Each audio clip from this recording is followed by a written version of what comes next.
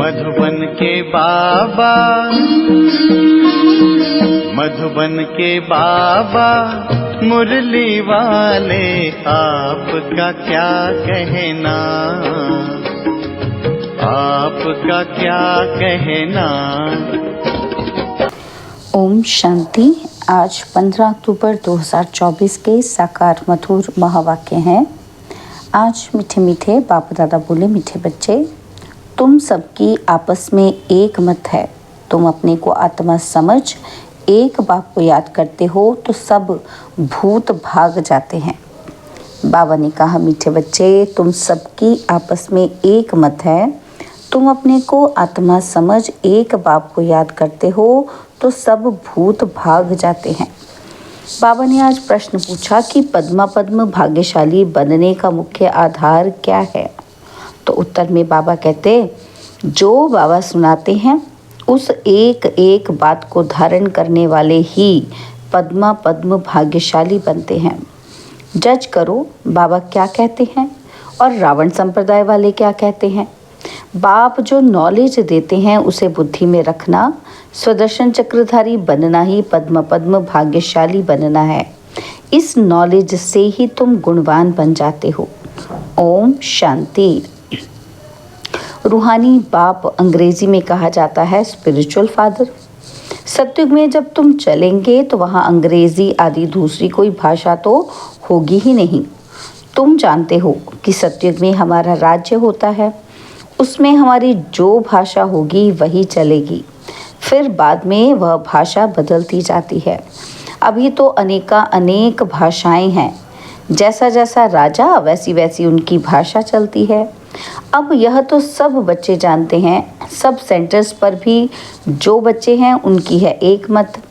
अपने को आत्मा समझना है और एक बाप को याद करना है ताकि भूत सब भाग जाए। बाप है पतित पावन। 5 भूतों की तो सब में प्रवेशता है। आत्मा में ही भूतों की प्रवेशता होती है और फिर इन भूतों अथवा विकारों का नाम भी लगाया जाता है। देह, अभिमान, काम, क्रोध आदि। ऐसे नहीं कि सर्वव्यापी कोई ईश्वर है। कोई भी कहे कि ईश्वर सर्वव्यापी है तो कहो सर्वव्यापी आत्माएं हैं और इन आत्माओं में 5 विकार सर्वव्यापी है। बाकी ऐसे नहीं कि परमात्मा सर्व में विराजमान है।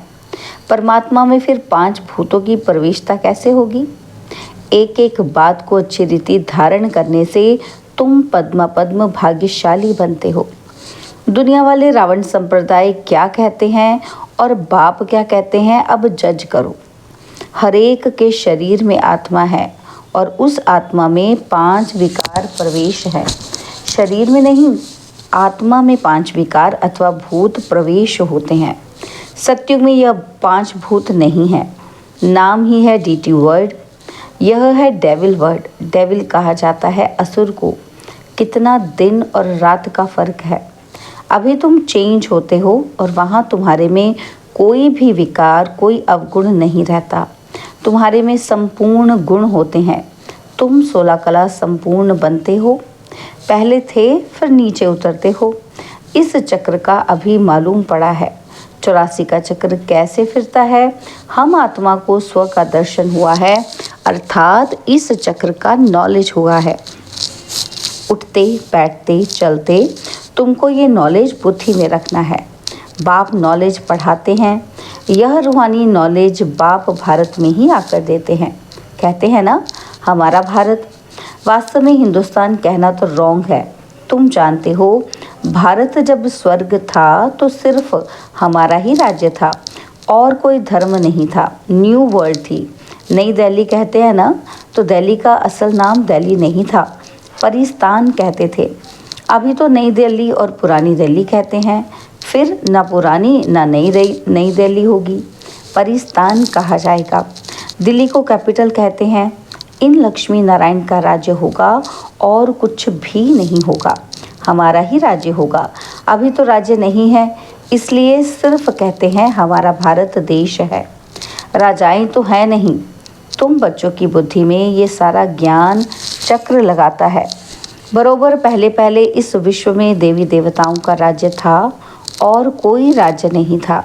जमुना का किनारा था, उसको परिस्तान कहा जाता था।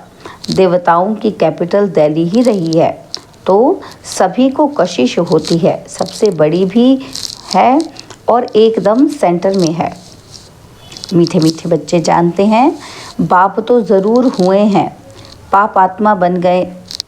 मीठे मीठे बच्चे जानते हैं कि पाप तो ज़रूर हुए हैं, पाप आत्मा बन गए हैं। सतयुग में होते हैं पुण्य आत्माएं, बाप ही आकर पावन बनाते हैं, जिसकी तुम शिव जयंती भी मनाते हो।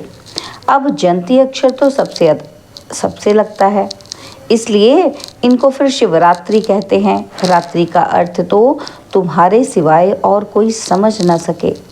अच्छे अच्छे विद्वान आदि कोई भी नहीं जानते कि शिवरात्रि क्या है, तो मनावे क्या। बाप ने समझाया है रात्रि का अर्थ क्या है। यह जो 5000 वर्ष का चक्र है, उसमें सुख और दुख का खेल है। सुख को कहा जाता है दिन और दुख को कहा जाता है रात। तो दिन और रात के बीच में आता है संगम। आधा कल्प है सोझरा और आधा कल्प है अंधियारा। भक्ति में तो बहुत तीक तीक चलती है। यहाँ है सेकंड की बात, बिल्कुल इजी है, सहज योग। तुमको पहले जाना है मुक्ति धाम, फिर तुम जीवन मुक्ति और जीवन बंध में कितना समय रहे हो ये तो तुम बच्चों को याद है, फिर भी घड़ी घड़ी भूल जाते हो। बाप समझाते हैं कि योग अक्षर है ठीक, परंतु उन्हों का है जिस्मानी योग। ये है आत्माओं का परमात्मा के साथ योग। सन्यासी लोग अनेक प्रकार के हठ योग आदि सिखाते हैं, तो मनुष्य मूंझते हैं। तुम बच्चों का भी बाप भी है, टीचर भी है, तो उनसे योग लगाना पड़े ना। टीचर से पढ़ना होता है। बच्चा जन्म लेता है तो पहले बाप से योग होता है और फिर 5 वर्ष के बाद टीचर से योग लगाना पड़ता है। फिर वानप्रस्थ अवस्था में गुरु से योग लगाना पड़ता है। 3 मुख्य याद रहते हैं, वह तो अलग अलग होते हैं, और यहाँ यह एक ही बार बाप आकर बाप भी बनते हैं, टीचर भी बनते हैं। वंडरफुल है ना। तो ऐसे बाप को तो ज़रूर याद करना चाहिए। जन्म जन्मांतर 3 को अलग अलग याद करते आए हो। सतयुग में भी बाप से योग होता है, फिर टीचर से होता है। पढ़ने तो जाते हैं ना, बाकी गुरु की वहाँ दरकार नहीं रहती, क्योंकि सब सदगति में है। ये सब बातें याद करने में क्या तकलीफ़ है, बिल्कुल सहज है। इनको कहा जाता है सहज योग, परंतु यह है अनकॉमन। बाप कहते हैं मैं यह टेम्परेरी लोन लेता हूँ, सो भी कितना थोड़ा समय लेता हूँ। 60 वर्ष में वानप्रस्थ अवस्था होती है। कहते हैं 60 लगी गांठ, 60 लगी लाठ। इस समय सबको लाठी लगी हुई है। सब वानप्रस्थ निर्वाण धाम में जाएंगे। वह है स्वीट होम, स्वीटेस्ट होम। उनके लिए ही कितनी अथाह भक्ति की है। अभी चक्र फिर कर आए हो। मनुष्यों को ये कुछ भी पता नहीं, ऐसे ही गपोड़ा लगा दिया है। लाखों वर्ष का चक्र है। लाखों वर्ष की बात हो तो फिर रेस्ट मिल ना सके, रेस्ट मिलना ही मुश्किल हो जाए। तुमको रेस्ट मिलती है, उसको कहा जाता है silence home in corporeal world. यह है स्थूल स्वीट होम और वह है मूल स्वीट होम। आत्मा बिल्कुल छोटा रॉकेट है, इनसे तीखा भागने वाला कोई होता ही नहीं। यह तो सबसे तीखा है। 1 सेकंड में शरीर छूटा और यह भागा, दूसरा शरीर तो तैयार रहता है। ड्रामा अनुसार पूरे टाइम पर उनको जाना ही है। ड्रामा कितना एक्यूरेट है, इसमें कोई एक्यूरेसी है ही नहीं, यह तुम जानते हो। बाप भी ड्रामा अनुसार बिल्कुल एक्यूरेट टाइम पर आते हैं। 1 सेकंड का भी फर्क नहीं पड़ सकता है। मालूम कैसे पड़ता है कि इनमें बाप भगवान है? जब नॉलेज देते हैं, बच्चों को बैठ समझाते हैं। शिवरात्रि भी मनाते हैं ना। मैं शिव कब कैसे आता हूँ वो तुमको तो पता ही नहीं है। शिवरात्रि कृष्ण रात्रि मनाते हैं, राम की नहीं मनाते, क्योंकि फर्क पड़ गया ना। तो शिवरात्रि के साथ श्री कृष्ण की भी रात्रि मना लेते हैं, परंतु जानते कुछ भी नहीं। यहाँ है ही आसुरी रावण राज्य, यह समझने की बातें हैं। यह तो है बाबा, बूढ़े को बाबा कहेंगे, छोटे बच्चे को बाबा थोड़े ही कहेंगे। कोई कोई लव से भी बच्चे को बाबा कह देते हैं, तो उन्होंने भी श्री कृष्ण को लव से कह दिया है। बाबा तो तब कहा जाता है जब बड़े हो और फिर बच्चे पैदा करते हों। श्री कृष्ण खुद ही प्रिंस है, उनको बच्चे कहाँ से आए? बाप कहते ही हैं, मैं बुजुर्ग के तन में आता हूँ। शास्त्रों में भी है, परंतु शास्त्रों की सब बातें एक्यूरेट नहीं होती। कोई कोई बात ठीक है। ब्रह्मा की आयु माना प्रजापिता ब्रह्मा की आयु कहेंगे, वह तो ज़रूर इस समय होगा। ब्रह्मा की आयु मृत्यु लोक में खत्म होगी। यह कोई अमर लोक नहीं है। इनको कहा जाता है पुरुषोत्तम संगम युग। यह सिवाय तुम बच्चों के और कोई की बुद्धि में नहीं हो सकता। बाप बैठ बताते हैं, मीठे मीठे बच्चों, तुम अपने जन्मों को नहीं जानते हो। हम बतलाते हैं कि तुम 84 जन्म लेते हो। कैसे? तो भी तुमको पता पड़ गया है। हर एक युग की आयु 1250 वर्ष है और इतने इतने जन्म लिए हैं। 84 जन्मों का हिसाब है ना, 84 लाख का तो हिसाब हो न सके। इनको कहा जाता है 84 का चक्र। 84 लाख की तो बात ही याद ना आए। यहाँ कितने अपरम अपार दुख है। कैसे दुख देने वाले बच्चे पैदा होते रहते हैं। इसको कहा जाता है घोर नरक, बिल्कुल छीछी दुनिया है। तुम बच्चे जानते हो, अभी हम नई दुनिया में जाने के लिए तैयारी कर रहे हैं। पाप कट जाएं तो हम पुण्य आत्मा बन जाएं। अभी कोई पाप नहीं करना है। एक दो पर काम कटारी चलाना, यह आदि मध्य अंत दुख देना है। अब यह रावण राज्य पूरा होता है। अभी है कलयुग का अंत। यह महाभारी लड़ाई है अंतिम। फिर कोई लड़ाई आदि होगी ही नहीं। वहाँ कोई भी यज्ञ रचे नहीं जाते। जब यज्ञ रचते हैं तो उसमें हवन करते हैं। बाप ने भी यह जो रुद्र यज्ञ रचा है, इसमें बच्चे अपनी पुरानी सामग्री सब स्वाहा कर देते हैं। अब बाप ने समझाया है कि यह है रुद्र ज्ञान यज्ञ। रुद्र शिव को कहा जाता है, रुद्रमाला कहते हैं ना। तो निवृत्ति वालों को प्रवृत्ति मार्ग की रस्म रिवाज का कुछ भी पता नहीं है।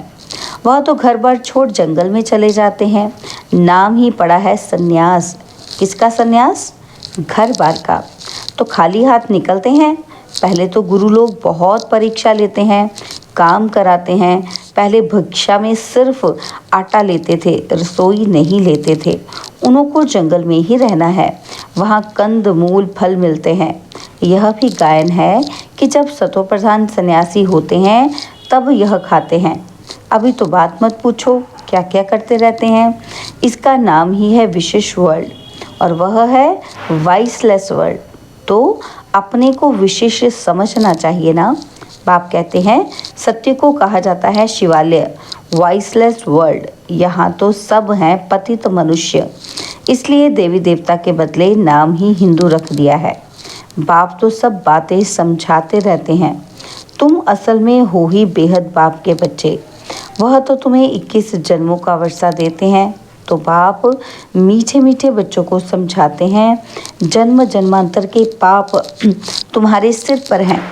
पापों से मुक्त होने के लिए ही तुम बुलाते हो। साधु संत आदि सब पुकारते हैं, हे पतित पावन आओ। अर्थ कुछ भी नहीं समझते, ऐसे ही गाते रहते हैं, ताली बजाते रहते हैं। उनसे कोई पूछे कि परमात्मा से योग कैसे लगावें, उनको कैसे मिले, तो कह देंगे वह तो सर्वव्यापी है। क्या यही रास्ता बताते हैं? कह देते वेद शास्त्र पढ़ने से भगवान मिलेगा, परंतु बाप कहते हैं कि मैं हर 5000 वर्ष के बाद ड्रामा के प्लान अनुसार आता हूँ। यह ड्रामा का राज सिवाय बाप के और कोई नहीं जानते। लाखों वर्ष का ड्रामा तो हो ही नहीं सकता। अब बाप समझाते हैं कि यह 5000 वर्ष की बात है। कल्प पहले भी बाबा ने कहा था, मन मना भव। यह है महामंत्र, माया पर जीत पाने का मंत्र है। बाप ही बैठ अर्थ समझाते हैं, दूसरा कोई अर्थ नहीं समझाते। गाया भी जाता है ना कि सर्व का सद्गति दाता एक। कोई मनुष्य तो हो ही नहीं सकता। देवताओं की भी बात नहीं है, वहाँ तो सुख ही सुख है। वहाँ कोई भक्ति नहीं करते, भक्ति की जाती है भगवान से मिलने के लिए।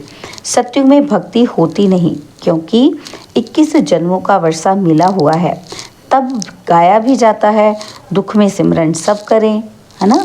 तो बाबा कहते यहाँ तो अथाह दुख है। घड़ी घड़ी कहते हैं भगवान रहम करो। यह कलयुगी दुखी दुनिया सदैव नहीं रहती। सत्युग त्रेता पास्ट हो गए हैं, फिर होंगे। लाखों वर्ष की तो बात भी याद नहीं रह सकती। अब बाप तो सारी नॉलेज देते हैं, अपना परिचय भी देते हैं और रचना के आदि मध्य अंत का राज भी समझाते हैं। 5000 वर्ष की बात है। तुम बच्चों को ध्यान में आ गया है। अभी तो पराए राज्य में हो, तुमको अपना राज्य था। यहाँ तो लड़ाई से अपना राज्य लेते हैं, हथियारों से, मारामारी से अपना राज्य लेते हैं। तुम बच्चे तो योग बल से अपना राज्य स्थापन कर रहे हो। तुम्हें सतो प्रधान दुनिया चाहिए। पुरानी दुनिया खत्म हो, नई दुनिया बनती है। इसको कहा जाता है कलयुग, पुरानी दुनिया, और सत्युग है नई दुनिया। यह भी किसी को पता नहीं है। सन्यासी कह देते हैं कि ये आपकी कल्पना है, यहाँ ही सत्युग है और यहाँ ही कलयुग है। अब बाप बैठ समझाते हैं, एक भी ऐसा नहीं है जो बाप को जानते हो।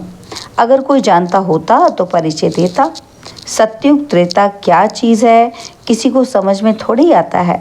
तुम बच्चों को बाप अच्छी रीति समझाते रहते हैं। बाप ही सब कुछ जानते हैं, जानी जाननहार अर्थात नॉलेजफुल हैं।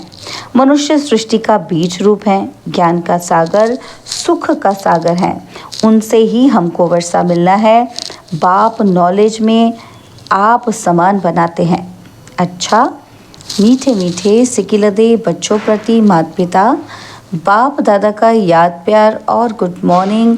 रूहानी बाप की रूहानी बच्चों को नमस्ते। हम रूहानी बच्चों की रूहानी बाप दादाजी को दिलवाजान सिखवा प्रेम से नमस्ते।